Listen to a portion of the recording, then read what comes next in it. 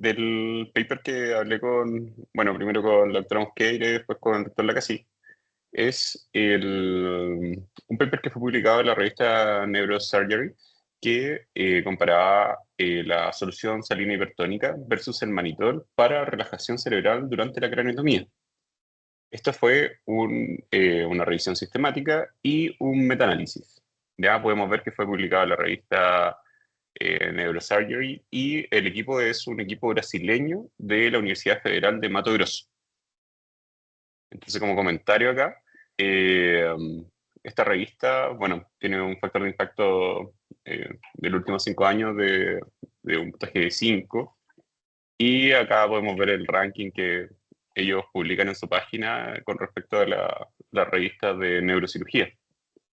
Aquí vemos una foto de la Universidad de Mato Grosso, allá en Curitiba. Vale decir que, y esto es lo cuestionable un poco, es que no es una universidad como de tanto prestigio de Brasil, estará en el ranking 30 al menos de Brasil, de las 1000 universidades que hay ahí, sí. Como comentario, ¿no? Pero vamos a hablar un poco del paper y por qué lo publicaron en esta revista, ya que es una revista de Estados Unidos que tiene que ver mucho con el Congreso Nacional de Neurocirugía.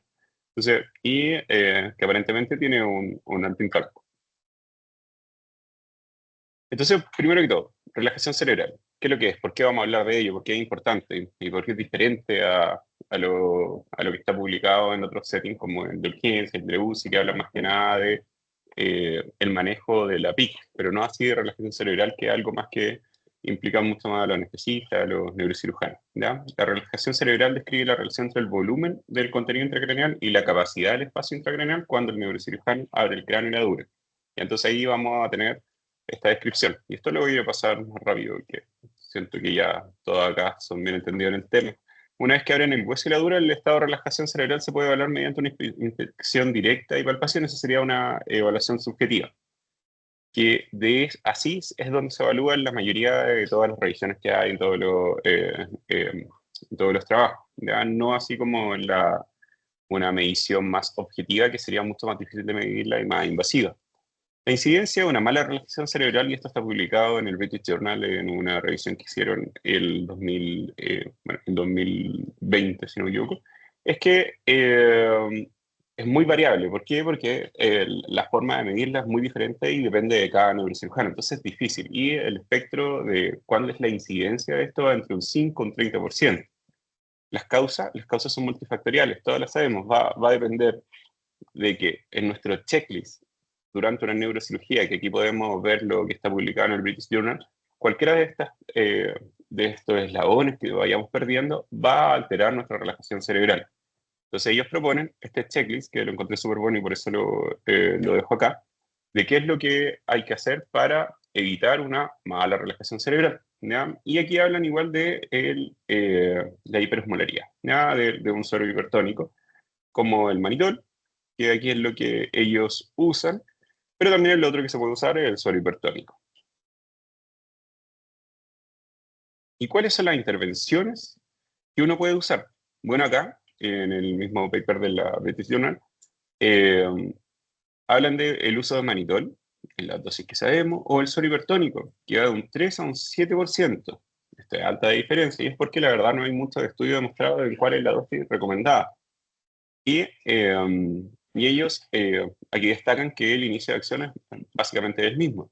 Pero también lo otro que hay que destacar son los efectos adversos de cada una de estas drogas. Y por eso se hace relevante comparar la una y la otra. Ya, el manitor puede causar una producción excesiva de orina, disfunción renal, anormalidad electrolítica, alteración significativa, pero de corta duración de la precarga. Entonces también puede alterar el gasto cardíaco.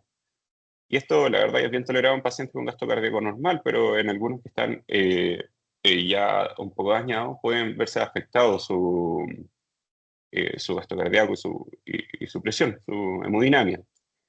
El manitol también, cuando está dañada la barrera hematoencefálica, sabemos que para hacer su efecto tiene que tener una barrera hematoencefálica indemne, puede generar paradójicamente un edema cerebral cuando se usa en estos pacientes. Por el contrario, el suero hipertónico no causa este aumento de la diuresis, e hipovolemia, aunque sí conlleva los riesgos de una hipernatremia, una hipopotasemia e incluso una mielonisis pontina. Sin embargo, aquí hay que ver bien el riesgo-beneficio. Sabemos que en algunos pacientes va a ser ideal por estos efectos adversos usar uno o el otro. Pero, y aquí es lo que cuando pasamos a hablar del estudio, lo que ven ellos es que la evidencia previa en relajación cerebral es limitada y siempre presenta una alta heterogeneidad, ¿no? Entonces, lo que ellos van a hacer una revisión actual, un paper publicado este año, comparado a la efectividad de la relajación cerebral del mannitol versus el suero hipertónico.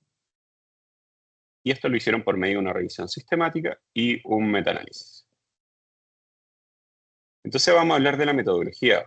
Bueno, lo hicieron siguiendo la guía de la Cochrane y buscaron por términos MED en PubMed y donde fueron a buscar suero hipertónico y los otros términos que podemos ver acá, que es mannitol, y lo unieron a procedimientos de neurocirugía.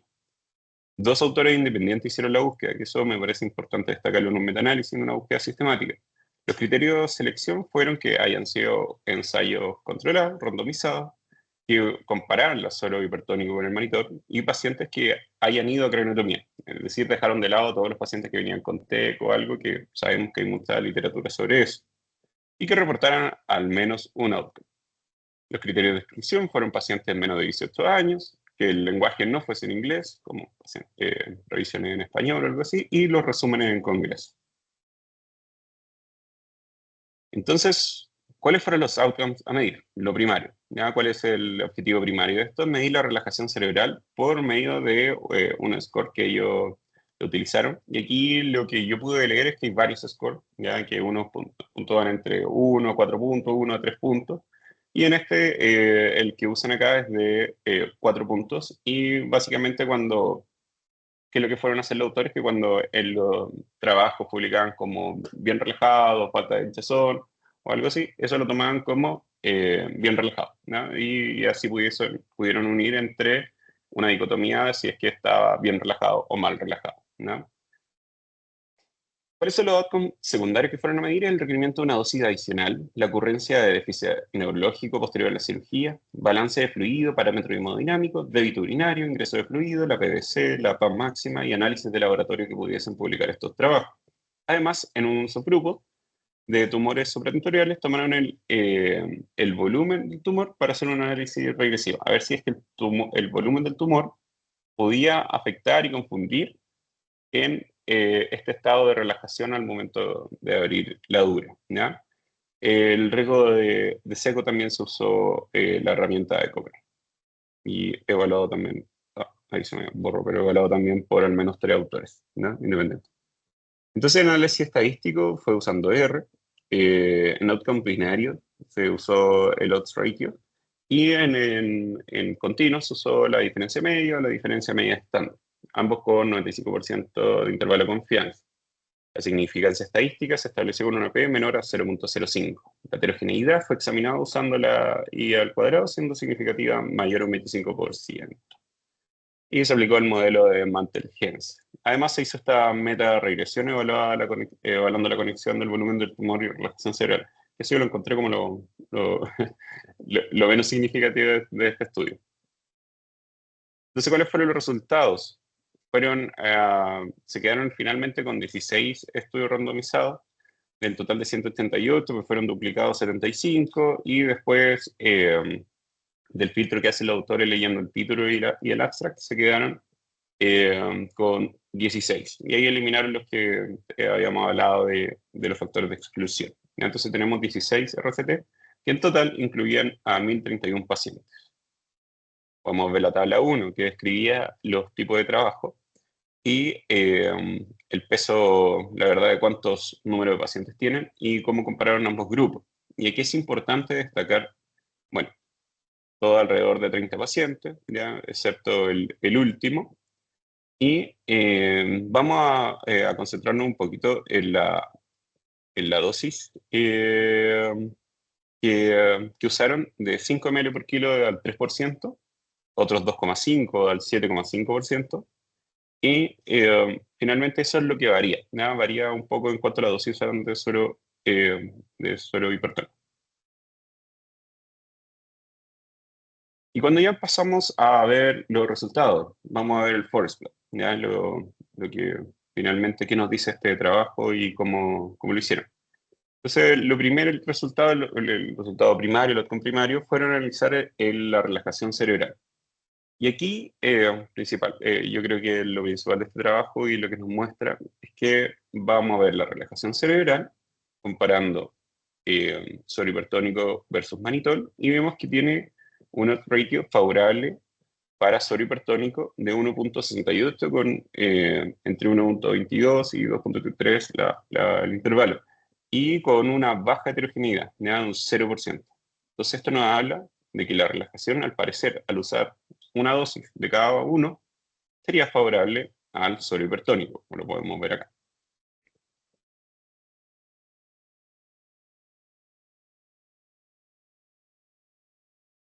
Ahora tomaron solo los trabajos, que fueron 8, que describían que había masas supratentoriales, es decir, que los trabajos que describieron cuál era el tipo de tumor, los tomaron y vieron cuál era mejor también, de nuevo, el mismo resultado, cuál tenía mejor relajación cerebral.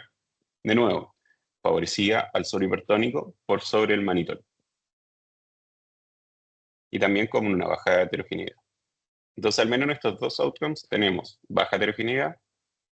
Vemos que la mayoría de los resultados indican de que favorece mucho al suero hipertónico por sobre el manitol.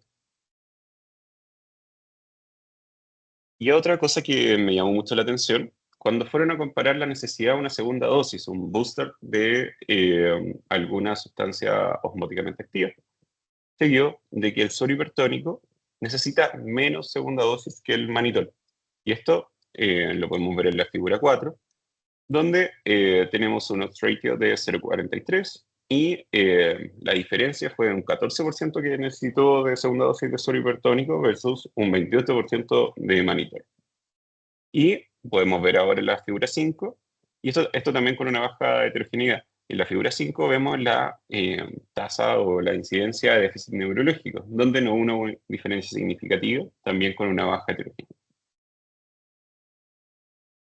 En cuanto ya a la estadía hospitalaria, acá no se midió la estadía en UCI porque la verdad no fue evaluada en todos los trabajos, entonces lo que vieron finalmente fue la estadía hospitalaria y tampoco hubo una significancia estadística en cuanto a la estadía. Vimos que no muchos trabajos tampoco lo seleccionaban, o sea, lo informaban. Y acá déjenme acercarlo.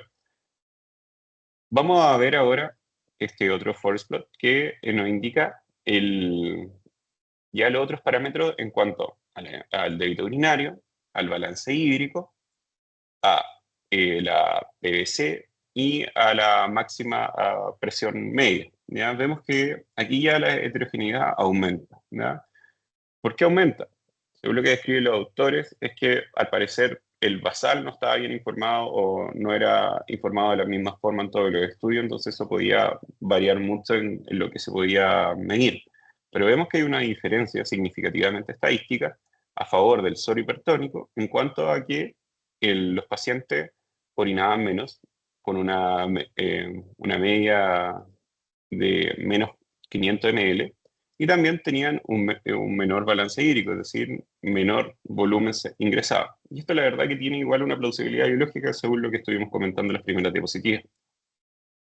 También vimos que no hay una diferencia en cuanto a la presión venosa central ni a la hemodinamia de la presión arterial media.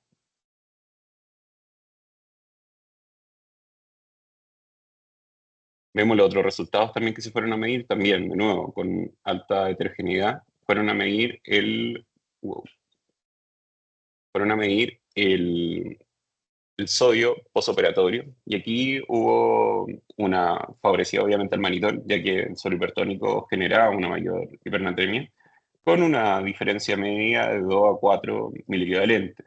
En cuanto al potasio no hubo diferencia, y a la osmolaridad plasmática tampoco.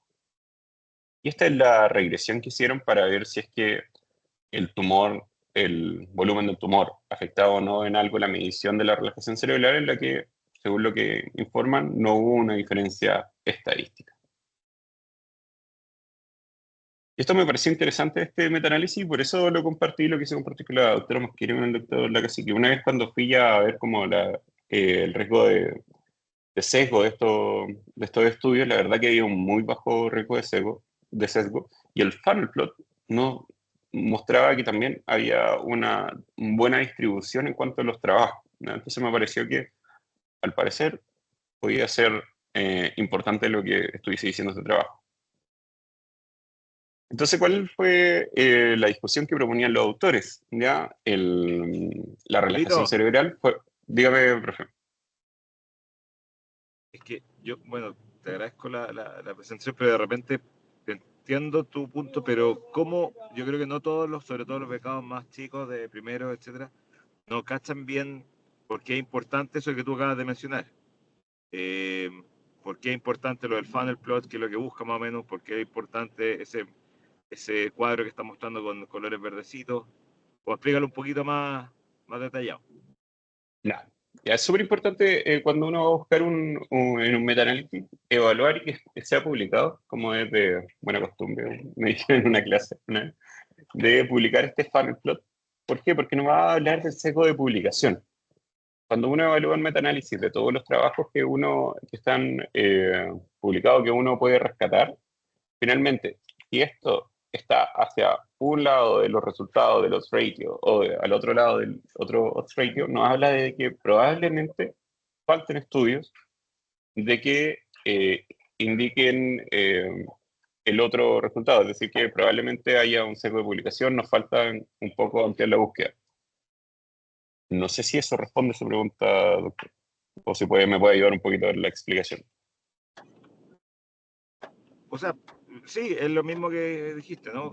El funnel plot, que no es el que estoy mostrando ahora, es el que parece un funnel que es como un embudo.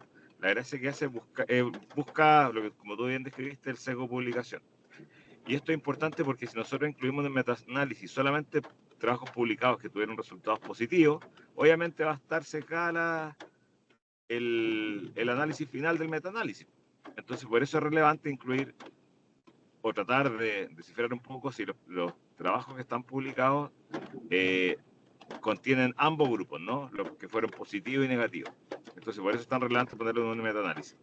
Y el cuadrito que estoy mostrando ahora, que es como se refiere un poco a la calidad, eso es de la revisión sistemática. Entonces, la revisión sistemática es un análisis no cuantitativo de la literatura, es más bien cualitativo, donde uno, mediante, no sé, pues te ponéis de acuerdo con uno, dos o más revisores, dicen, ya, esto es relevante, o sea, utilizando unos cuadros como el que tú tenías ahí, que estás mostrando, decir, ya, ¿tiene esto el trabajo, sí o no, sí o no? Y se va haciendo un análisis que es cualitativo. Es decir, la persona lo clasifica, pero según una medida no objetiva. Una vez que pasamos esa etapa, y ahí uno decide básicamente si decide o no, vale la pena o no hacer el metaanálisis, se mete la parte un poco más cuantitativa y el análisis estadístico propiamente tal, donde uno empieza a ver los force plots, que son esas rayitas que se mueven para un lado para el otro. ¿Ya? Eso es a grandes rasgos. Perfecto, muchas gracias, doctor, por la explicación. Em, Volviendo un poco a la discusión, ¿ya? Y los cuatro como conclusiones principales que sacan fue esto, que fue favorable, la relajación cerebral fue favorable para el grupo de suero hipertónico. Menos pacientes necesitaron una segunda dosis en el suero hipertónico y el débito urinario y el ingreso de fluidos fueron mayores en el grupo del manitol. Bueno, y esto sí mostraba una alta heterogeneidad. Y también el otro resultado que mostraba fue el sodio, nada que fue mayor en el grupo suero hipertónico. Ya, entonces, ¿cuáles fueron las limitaciones que reportaban los autores? Que hubo una ligera diferencia entre los RCT con respecto a la población de los pacientes y la dosis del agente hiperosmolar, que es lo que hablábamos. Nada de que al principio cuando vimos la tabla 1, cuáles fueron las dosis que se usó en cada uno de estos estudios. Eh, Y lo otro, en segundo lugar, que es posible que nuestros hallazgos no se apliquen en todos los pacientes sometidos a craniotomía. Los ensayos seleccionados principalmente excluyeron a los pacientes con disfunciones cardiovasculares y aquellos con enfermedad renal. Entonces, quizás para esos pacientes, la verdad, este metaanálisis no es muy aplicable. Y en tercer lugar, en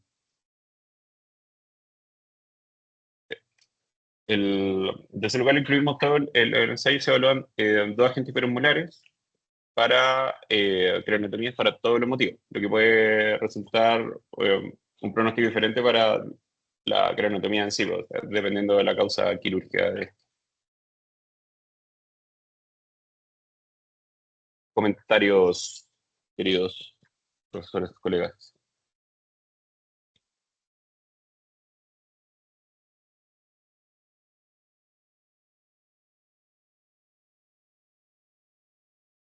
No sé si alguien quiere comentar algo.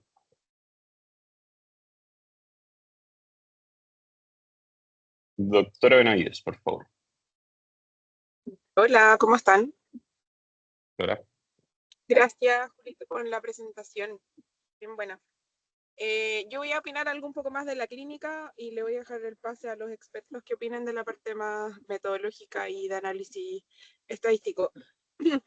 A mí me llama igual un poco la atención esta una discusión viejísima, el tema del manitol versus el suero hipertónico. La verdad es que nunca se ha llegado a algo que significativamente te incline hacia un lado de la balanza, excepto las contraindicaciones propias de cada uno de los medicamentos o de cada uno de los agentes en este caso. Pero de la parte inicial del trabajo, y ahí PD me puede ayudar un poco con la parte metodológica, pero el hecho de tomar como outcome bien relajado, poco relajado, y eso transformarlo como arbitrariamente en un score, como que a mí me llama un poco la atención.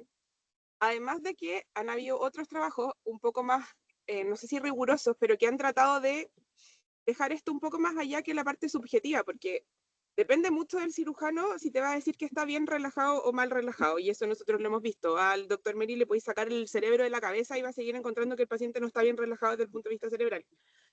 Entonces, eso en primera parte me llama un poco la atención. Han habido algunos trabajos pocos que han tratado de objetivar un poco más el tema, evaluando la presión que se ejerce con algunos medidores de presión sobre los retractores cerebrales. Y con eso evaluar si es que efectivamente el cerebro puede estar un poco más o menos relajado. Y finalmente, en esos pocos trabajos que hay, las diferencias siguen siendo no nulas, pero muy escasas y que desde el punto de vista clínico no conllevan a mayor relevancia. Eso era uno. Y lo otro, que incluir como en los comentarios o en las conclusiones, que el sodio hipertónico produce más hipernatremia y que el manitol produce más diuresis, es como decir, en verdad un diurético produce más diuresis y otra cosa, como que siento que son conclusiones como demasiado obvias, ¿cachai? Entonces, sigue sin impactarme tanto la relevancia clínica que puede llegar a tener el trabajo.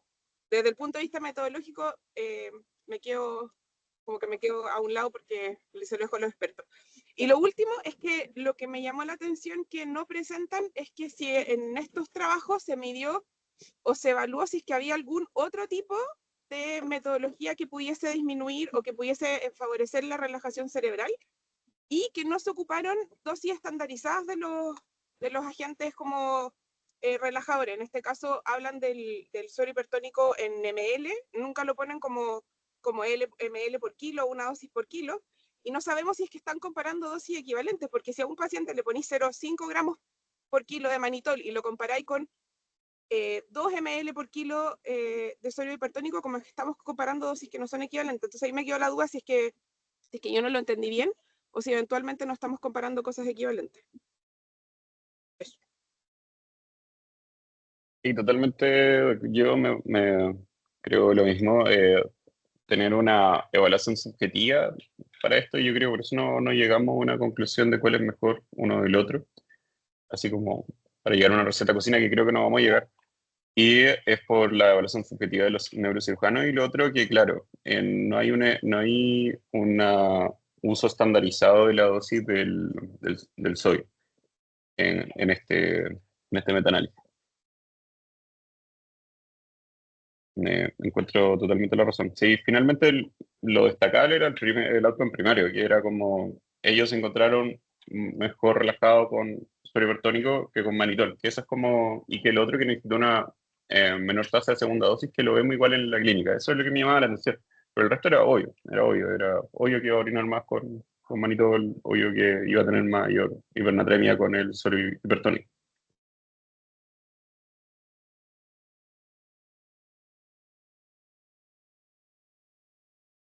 Julito. Doc. Chuta, yo estoy súper de acuerdo que esto era el único comentario que quería hacer con lo que dijo la Javi. Básicamente, se está haciendo un metaanálisis que está súper bien, o sea, porque hay mucha evidencia y quería resumirla de cierta forma, probablemente los trabajos no son tan grandes, o sea, como la intención de hacer metaanálisis me parece súper bien, pero si vas a definir tu outcome final o outcome primario, que va a ser básicamente la sensación subjetiva de cómo encuentra el neurocirujano que está el cerebro, es un outcome que es poco duro, por decirlo de alguna forma. Porque alguien te puede decir, así es todo esto mismo, pero tratando de definir si hay diferencia en mortalidad después, y te sale que, no sé, pues no tienen diferencia, o que incluso podría ser mejor el manitol, es mucho más relevante lo segundo, ¿cierto?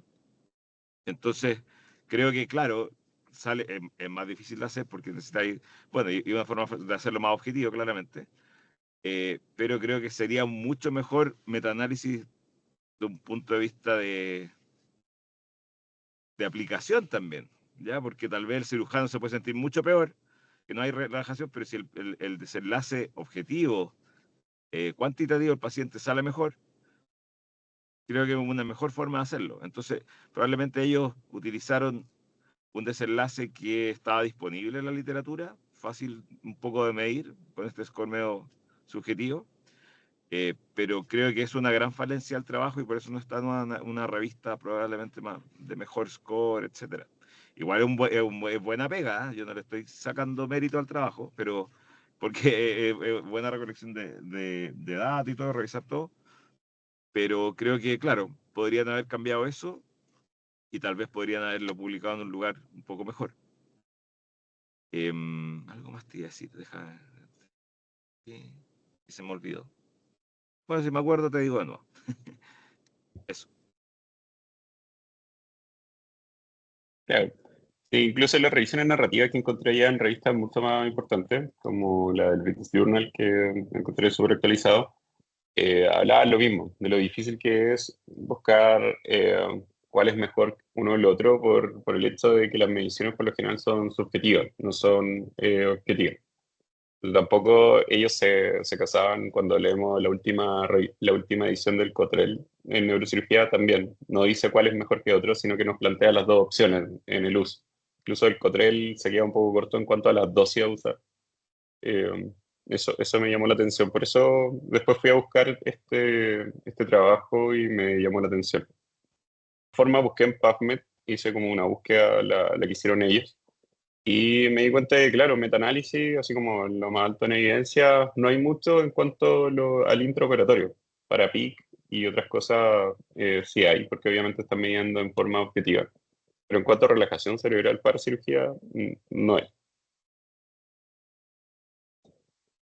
Perfecto. Oye, Julio, ¿y esto aquí incluyeron solamente RCT? ¿O Sí, habían estudios solo RCT. fundacionales también? Ya, perfecto. Sí, solo RCT.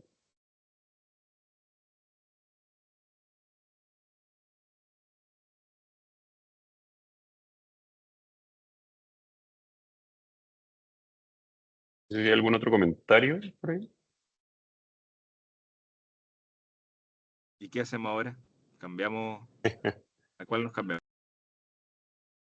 Yo creo que obviamente nunca hay una receta de cocina. Lo que puedo estudiar de esto es que obviamente hay que bajarle a nuestros pacientes como todo lo que hacemos, ¿no? Ver los pacientes, las contraindicaciones, para qué va a ser mejor de uno del otro. Y en ese sentido igual quizás nos llama a usar un poco más el suero hipertónico en pacientes que van a tener mucho mayor riesgo y que los va a afectar esta diuresis o la sobrecarga de fluidos. Doctor Ibacache, por favor. Sí, yo la verdad es que yo encuentro que el metaanálisis, así como hablando de la reunión que nos convoca hoy día, tiene los mismos defectos que la Javiera dijo.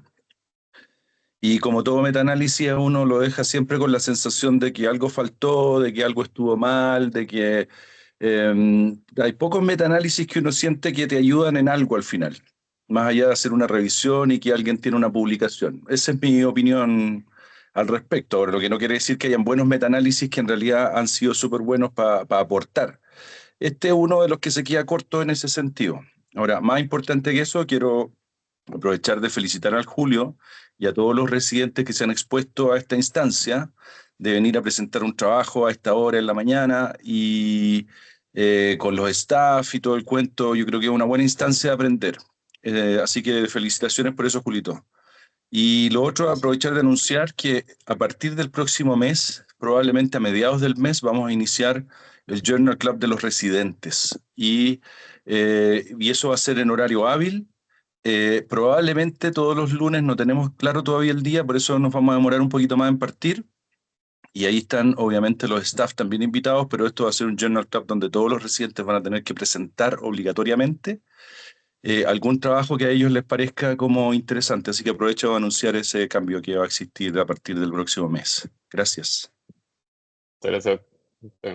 Siempre un, un buen momento para aprender. Eso. En honor al tiempo, no sé si alguien quiere hacer algún más comentario. No tengo cómo mandar el lorito corriendo después de la explosión, pero lo hubiese mandado si fuese WhatsApp. Por el anuncio del doctor. Sí, totalmente.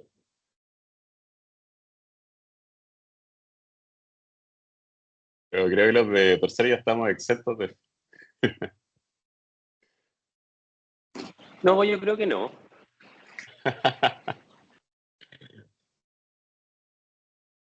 Los tengo que dejar porque tengo que ir a preparar mi pabellón, así que estén muy bien. Chao. Gracias, Julio. Felicitaciones. Muchas gracias. Súper buena presentación. Chau.